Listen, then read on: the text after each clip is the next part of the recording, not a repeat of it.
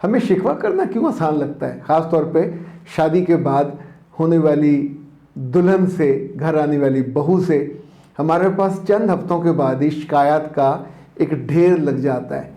कभी कभी मैं सोचता हूँ कि इन शिकायत करने से पहले, उनके घर तक शिकायत पहुँचाने से पहले, लड़ने से पहले, दिल बुरा करने से पहले, एक लम्हे को ज़रा सोचिए, आपने चाहा क्या था? सोना चाहा था या सोने जैसा कुछ चाहा था? जब सोना चाहा जाता है तो ढूंढा भी सोना जाता है, उसी की कीमत अदा की जाती है। जब सोने के पानी जैसी कोई चीज़ ढूंढी जाती है तो जाहिर है उसका इम्पैक्ट वक्ती तौर पे तो होगा।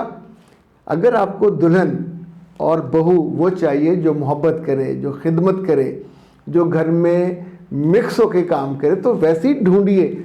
ढूंढते हैं आप खूबसूरत, ढूंढते हैं आप स्मार्ट, छोटी उम्र की और बिल्कुल फ्रेश, तो उस बच्ची को ना दिल रखना आता है, ना काम करना आता है, ना उसने काम सीखा होता है, ना उसकी तवज्जो होती है।